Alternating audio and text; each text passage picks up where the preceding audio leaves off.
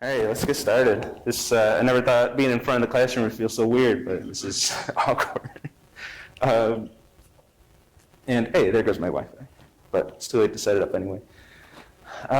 So welcome back. I think all of you have at least been on campus before the whole COVID, so welcome back. In 116, I'll see students who have never even been on campus. That's going to be even more strange. So it's nice to be back. I do have to wear this while lecturing. I'll get one of those face shields. They do allow that. You probably will see that throughout the day. So hopefully you can understand me. If you're having trouble hearing me through the mask, don't hesitate to just be like, yo, can you repeat that or whatever. I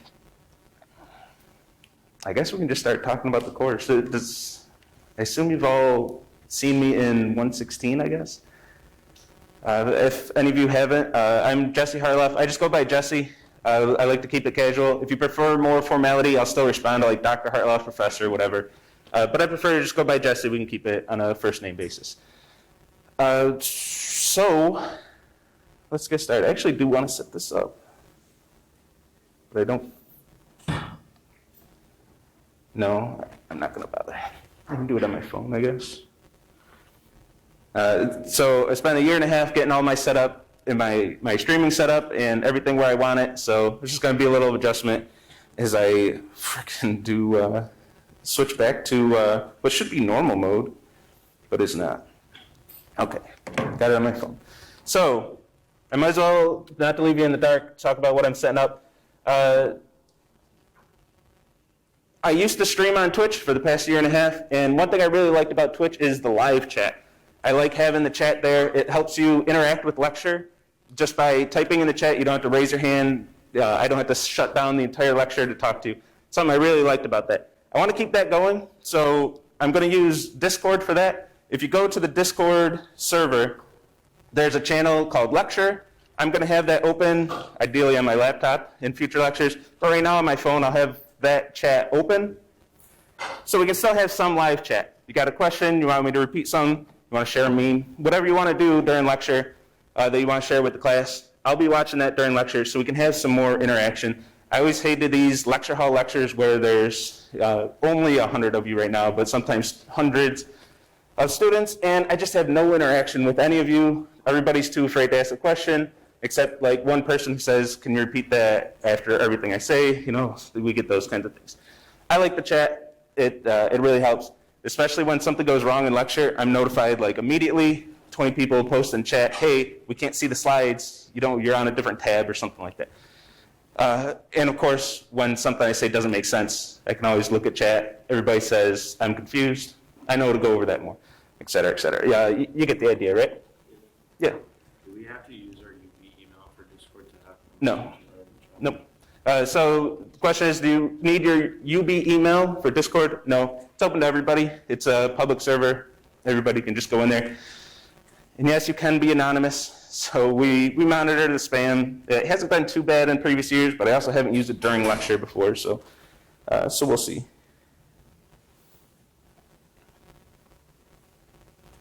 Ray, congratulations, by the way. Ray was the first to chat in the channel. Yeah. So when it comes to questions, do you prefer if we use the chat to ask questions? Either way, I would prefer the chat just because, if I'm in the middle of lecturing with the chat, I prefer the chat. But I'm also going to respond if you raise your hand and do it the old-fashioned way, like we're doing right now. That's perfectly acceptable too. So if you don't want to have Discord open, Discord does have some spotty permissions things. If you're uneasy with that and you don't want to join the Discord server, you can always just raise your hand too. I'll still respond to the old-fashioned way of doing things. Hey, any questions so far? Perfect. All right, so the course website is really easy. I don't want to hear anybody all semester asking me what the course website is. Nobody should ever have that question. The course website is CSE312.com. I have thought about it a long time, and I literally cannot make that any simpler. There's no way I can make that any easier for you. CSE312.com. Go there. That's where all the information is going to be for the course. I did activate UB Learns. There's going to be a limited amount of information on there. The lectures are recorded through the room, So the lectures will be on Panopto on UB Learns. So if you want to look at the lectures, I'm talking with my one of my TAs, my video editor TA, Mike. You'll probably hear him reference from time to time. He's amazing. What we want to do is take those off of Panopto and re-upload those to YouTube so you can have all the lectures in one place. So YouTube is where I was re-uploading all my Twitch lectures, or rather where Mike was re-uploading all my Twitch lectures. If you want to see all of the lectures from the past 2.5 semesters, I don't know. There's a lot of lectures on there. I guess I didn't teach this in the fall, so.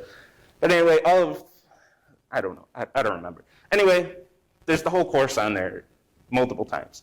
If you want to watch all the old lectures, you want to get ahead of lecture, you want to see what a lecture is going to be about, find the same lecture on YouTube, watch it, get ahead of the game, and do what you will with that. If you don't want to watch them, don't watch them. But like I said, I do want to get this semester's lectures on there. Also, there are small changes I make into the schedule, always, every semester. Every time I offer a course, I make small changes. So those changes obviously won't be in the old lecture, so I want the newest lectures on YouTube as well. Sometimes this is, I'm going to feel out how this semester's going first, but I may have some lectures that I stream on Twitch. I don't know, for whatever reason. What I would like to eventually do is like Monday, Wednesdays are live, but Fridays are on Twitch or whatever. I'm keeping my options open on that. I'll poll all of you, of course, what you all prefer as well. That'll be a major deciding factor. And we'll just see how that goes. But I wanted the link up there. I wanted to be upfront about that immediately. So when I say there's a Twitch lecture, you're not all panicking saying, what does that even mean? You go to Twitch, and I'll be live streaming at lecture time on Twitch, using Twitch chat for interaction. And I don't know, I just got used to that. I really like that. I think the lectures flowed really well. So we might go to that. When there's a lecture that doesn't, where I'm just disseminating information to you, I think Twitch will be a better means for that. Especially in the large lecture halls, maybe we won't have this problem here, but like there are a lot of distractions in the classroom, especially once we get, like you're all really quiet right now, but once we get into the semester, a lot of you like to talk to your neighbor, talk to your friends during lecture and stuff. There are a lot of distractions. Playing games, it baffled me when I first, as a student, obviously, saw somebody playing games during lecture. It's like, just stay home. You can do that at home. But things like that are very distracting. Those go away. I don't know, there are other benefits, but we'll talk about that. We'll have a dialogue going throughout the semester, whether we should or shouldn't use Twitch. If y'all don't want Twitch, I'll just do 100% live in person. It's whatever. And then the Discord I already mentioned. I'll use that during lecture, but there's also a bunch of other channels. Go in there, chat with each other. I use that for all my courses, so if you want to talk about, I don't know, whatever, that's open to you. If you don't want to use it, don't use it. I don't think I put this anywhere on the website, so I want to make sure I don't forget to say this, because this is very important. Recitations, there are no recitations at your scheduled recitation time. Don't show up at your recitation time. They are replaced by group meetings when you form teams. Discord, don't care what's new, I just want to see the next channel. When you form teams, your weekly team meeting will replace the recitation. So effectively there is a recitation, but it's your team meeting and you can schedule that at any time. Your default option is to meet at your recitation time, assuming you're all registered for the same recitation. And you do know that those rooms are going to be empty at those times, so if you just need a quiet place to study, head to one of those rooms at your recitation time. You know you have that time in your schedule and a nice, quiet, empty room. Just go in there and use the room if you want to use it. But I won't have anything scheduled for you at the recitation times. So just make that clear. So that's an open up block in your schedules. All right, let's finally talk about the course. I want to get my channel going on here. Hopefully I won't have too many, yes, it is my face many times. That is useful for me to know. So what I want to start with is what this course is not. This course is not a front-end course. This is a back-end course. So, and if you don't know what that means yet, don't worry, I'm about to explain it.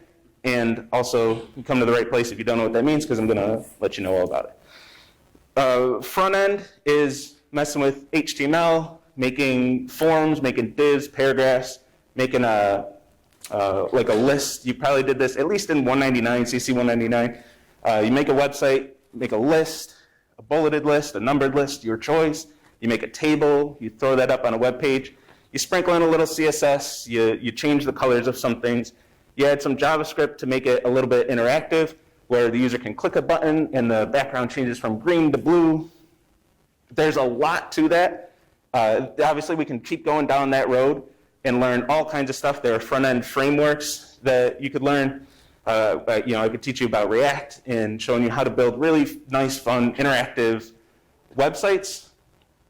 We're not doing any of that in this course. This course is not any of that. So if that's what you're expecting, this isn't the right place. That's fine. You can drop if that's what you expected from this. But I want to be upfront with that. That's not what this course is going to be. So if you're waiting for me to show you like cool tricks to use tables and how to make menu bars and stuff, I'm never going to do that. It's never going to come. You'll be waiting forever. I do have 2 lectures where I talk about front-end stuff, and I talk about it somewhat in the context of the back end, which this course is about, the communication of the front end with the server through JavaScript, and also using JavaScript to kind of mess with other people's front ends. We'll do a little of that because, I don't know, I think it's fun. And if you are interested in that stuff, Alan Hunt has an amazing course, HCI, Human Computer Interaction. Please go take that course. Even if you are interested in this course and what I'm offering here, you should also take that if you're interested in being a web developer as a career.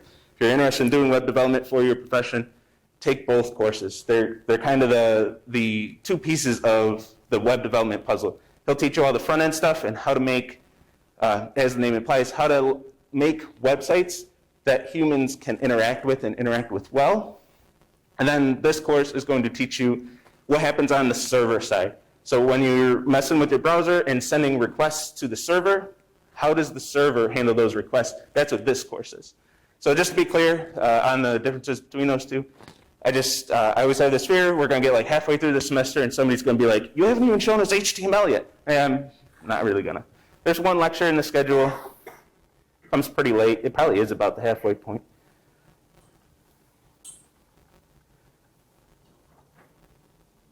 Week 4, I'm going to have 2 lectures on front-end stuff, and that's it. And those lectures are honestly pretty light.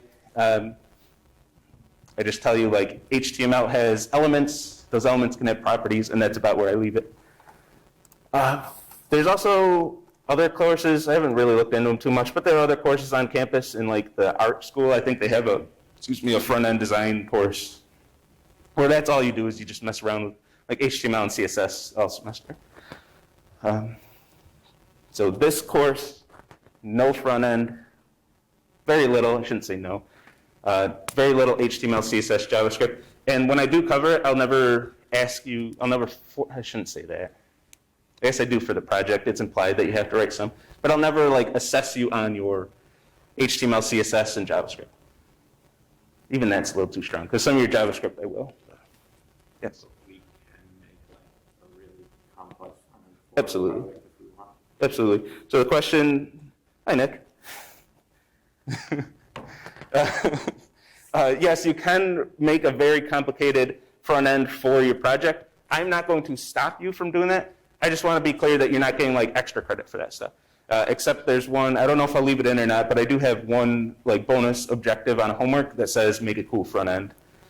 Just use the technologies. And even then, I'm not assessing how good it is or looks. So if you do that, just know that I'm only looking at the technical side of it, the server side, and what features did you build. I'm never going to say, well, it doesn't really work well, but it looks really good, so here's some points. I'm never going to do that kind of stuff, not in this class.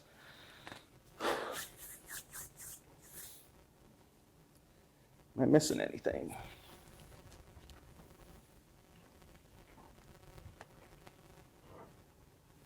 And that's the most important thing I want to make sure I get out there day one, just knowing what you're getting into. We will get into really low-level details. This course has been described by Lana, who's in chat, one of the TAs this semester, as glorified string parsing. We do a lot of string parsing in this class. You get the HTML request, we convert it to a string sometimes, and parse it, figure out what the request is requesting, and then send them back what they requested. It's a lot of string parsing, and then it's a lot of byte parsing, and then it even gets into bit parsing. It's a lot of parsing. That's what you're getting into with this course. It's a lot of parsing, it's a lot of protocols. So if that ain't your cup of tea, just know what you're getting into. All right, and all these technologies, yay. You probably heard this speech a billion times, but you're expected to work a minimum of 12 hours per week on this class.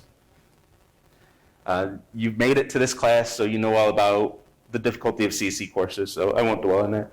I just realized I didn't adjust the lighting. Hey. Hey, there are 2 components to your grade, 4 homework assignments and a team project. Each of those 5 things is worth 20% of your grade. Try to keep the grading pretty simple, at least in terms of the percentages. Each thing in this class, whether it's your team project or homework, that's 20% of your grade. Nice and simple. When you're facing that deadline and you want to give up, just remember, that's 20% of my grade I'm giving up on. So when that homework 1 deadline comes up, this is probably the worst trap I see students fall into. If you don't even submit the homework 1 at the deadline, you're already aiming for an 80%. Even perfect in the rest of the semester, you're looking at a B. Just don't miss anything. I got things contained in these 4 assignments and the project. Take them seriously. Don't start them at the last minute. If you start one of these homeworks at the last minute, they're not like weekly assignments where you can fumble one of them and make it up later. They're 4 large involved assignments. Take them seriously, or don't. If you don't, you're looking at this thing. If you don't, if you take 2 of them not seriously, you're looking at enough. So you can do all the math and figure out what's important. It's all the things. I only have 5 things that I'm assessing. Take them all seriously. Don't cheat. Oh my goodness, and in a web course. Hey, I told you it's not a front-end web course though, so we can have a UTF decoding here, even though I talk about UTF-8. I don't think there's anything specific I want to highlight here. You've heard this speech before. Probably heard it from me before, even, so I'll spare you the don't cheat speech. All right, let's get into some of the details about how this is going to roll. I don't want to just read this to you, but I'll just highlight the big parts. The homework, it's programming in any language that you want. I keep thinking each semester I'll start limiting the languages, and every semester I say, nah, I like giving students the freedom. You can use any language you want to build your assignments. So pick your favorite one. I guess I don't have to expand on that. Just pick your favorite language and code in that. Whatever one you're most comfortable with. And you cannot use any HTTP libraries in that language. So we're learning all about how web servers work in this course. So you're not allowed to pull in any libraries that's going to do that for you. So it's easier just to explain what is allowed. You can use libraries for TCP connections, concurrency, and a little bit of string parsing. As we get later in the semester, I'll highlight what's allowed there. You can use libraries for JSON string parsing. And the only reason I allow that is because languages like Python and JavaScript, it's just a built-in function. It's a one-line call. I'm not going to ban that. So if you're using a language like Java or Scala or C++, you can pull in a library that effectively does the same thing, that gets a JavaScript, JSON string, and parses it. So things like that. Other than that, a library to create TCP connections and some way of handling concurrency. Those are 2 topics that I don't cover in technical detail in this course, so I'm not going to hold you accountable for them. Just pull in whatever you need to get that set up. And in the more popular languages, Python and JavaScript are the 2 most popular languages students chose in this course. In those 2 languages, I'll show examples. And if a lot of you happen to choose a 3rd language, at this point, a lot of you might have probably did all take 116 in Scala, so I might start seeing more Scala. But even students who did take 116 Scala tend to not choose that for this course for whatever reason. But if a lot of you choose Scala, I'll start showing examples in that too.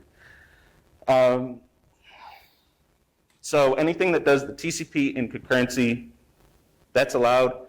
As a general rule of thumb, if I have a lecture explaining the technical details about how something works, you can't use a library to do that for you. So if you could,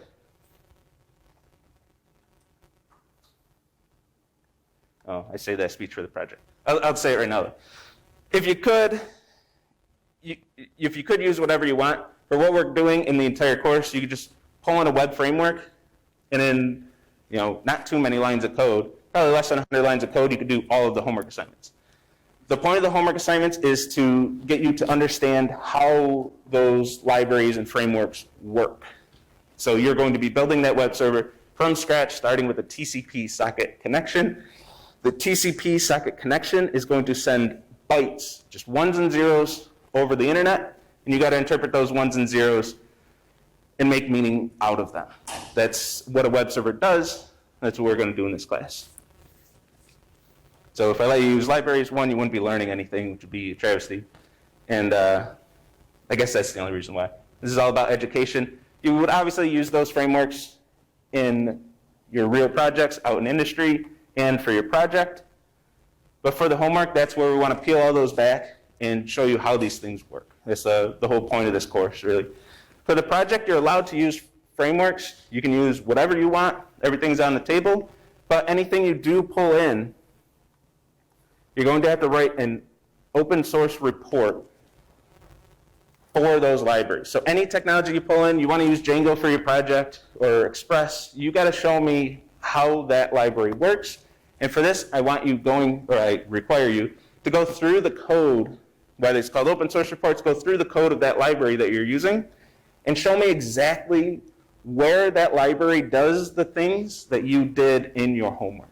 That's what I want to see for these. I want to see that you've looked through the code and know how and where in that code this library does the things that you want it to do. So you pull in a library that parses all your HTTP requests, parses the headers, and gives you all the information in a nice, convenient object. I want to see where all that parsing is going on. So you can use any libraries you want, but you have to understand what those libraries do. This also, in the real world, isn't always a requirement. A lot of times people pull in a library, not know what it does, but hey, it works. So good. Even in commercial products and professional development, that's going to happen a lot. This course, education, I want you to understand those libraries. I'm Ethan Blanton, I'm not Ethan. I had to refresh. Finally, hey, question. Thanks, Sean's. No final or midterm. No exams, no written exams, nothing. The final exam is going to be project presentations. That time, we're going to utilize that 3-hour time block because it's nice, conveniently scheduled for project presentations. No exams, 4 homeworks and a project. Can we get details on how the homework will be graded since it's not automated? One of my fantastic life-saving TAs is going to run your server and run through the testing procedures. I deactivated the links, but if you can, how would you get to see last semester somewhere?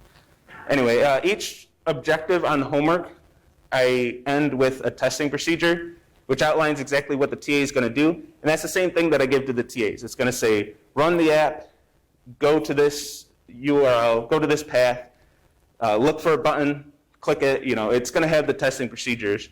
For any of you who took CSE 442, it's going to be like the acceptance tests of a user story. That's what it's going to look like. The TA is going to go through that procedure. You had that same procedure. You can go through it yourself and make sure that you've completed that objective. If something goes wrong during grading, start a dialogue with the TA and get that rectified. Go to their office hours and get that remedied, which happens from time to time. We use Docker in this course. It's one of the first topics, which is a way to automate starting up your app. So there's a command, docker compose up -d is what it's going to be. The TA is going to fire up your app with that. Sometimes that gets a little wonky, going from different machines. It's not supposed to. I don't know. There's some nuanced stuff. If something like that happens, we'll regrade it, we'll take care of it. But you'll have the testing procedures.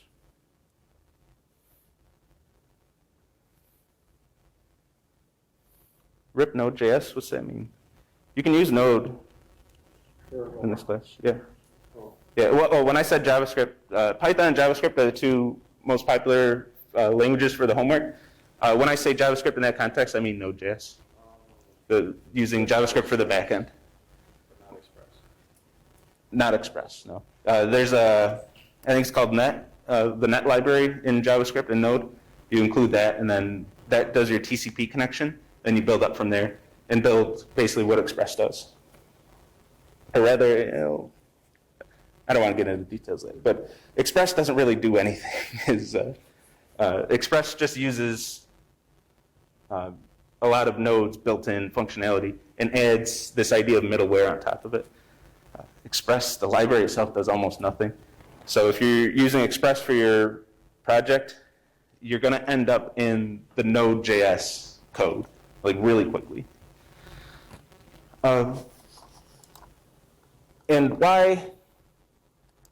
Well, if I let you use libraries and I don't require you to understand what those libraries do, it's honestly not a 300 level CSE course.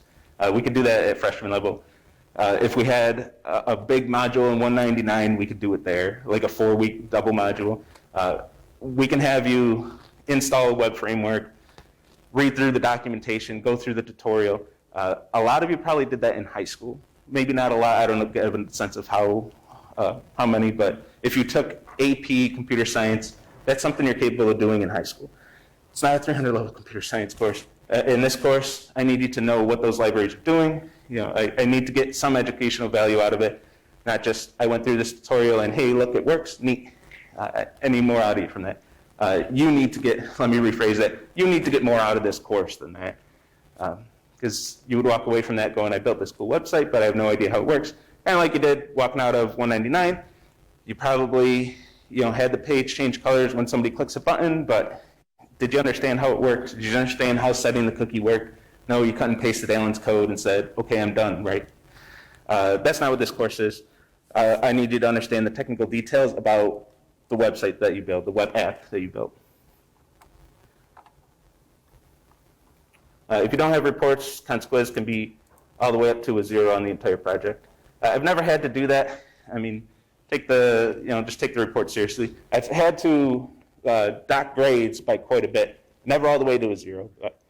But if you don't have reports at all, or your reports are like, we use this library, yay.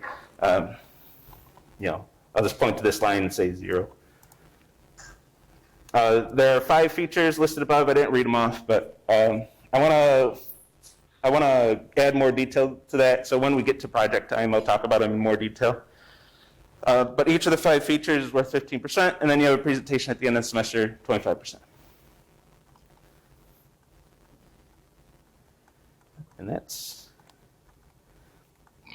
And all the deadlines are posted. I think that's all I really need to talk about today.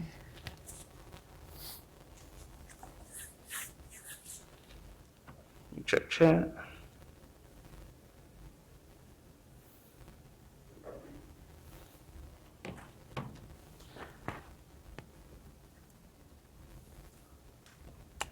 I think that's all I need to talk about. Anybody have questions? Yeah. So homework's getting posted to the site, but they're not there yet. Yep. So homework 1, this will be a URL that'll go live. I'll introduce it during lecture, and you'll be able to click that and start working on the homework. If you want to get a head start on the homework, I can tell you the parts that I guarantee will be included. I'm just working out the details of each objective, and then I'll post it. Hopefully by Wednesday. I don't want to commit to that, though. It will include setting up your TCP server and Docker and handling basic HTTP requests. So if you want to get a head start on that, I would maybe start with Docker. Get familiar with what that even is. Or setting up a TCP server in your language of choice. Go to your language of choice, Google TCP socket server would probably be the best thing. or wait until I get to this, this lecture in a long 2 days, and set up a TCP socket server, which in Python is convenient. You know what? Let me do that. In Python is conveniently called socket server.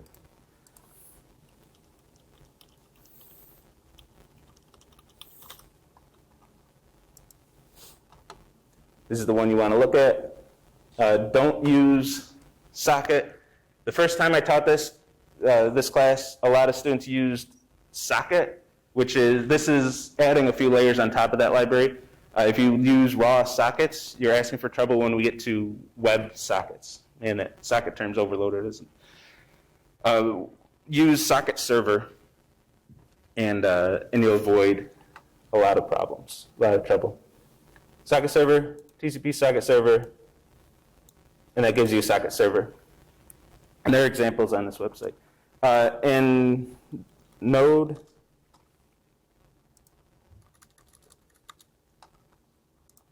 it's net.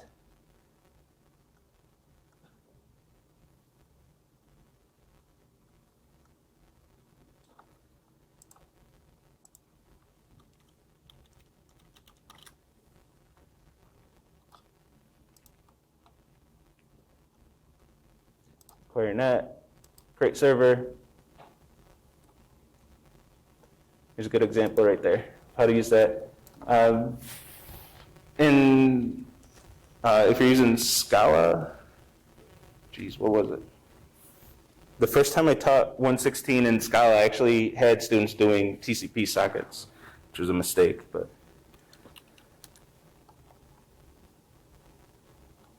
The Eka has, just like how we do actors, Eka has a TCP library, which makes it pretty simple to set up a connection. There's a little bit more than the other languages, but if you like the actor syntax and message passing, that's there for you. Plus, it handles the concurrency automatically for you. Concurrency will be a big topic later in the semester when we get to WebSockets. So if you have the concurrency handled right away, that'll be a little bit seamless to move into WebSockets. So I would start there. This and Docker, that would be a great start. And then the HTTP stuff is going to be what's sent, the bytes that are sent over the TCP socket, parsing those, figuring out what it says, and then sending the response back. So if you can get to the point where you're able to parse those bytes, then you're doing good.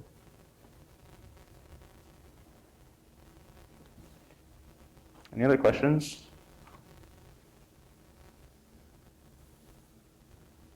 There will be office hours. I'm still working on my schedule to figure out when they're going to be for me.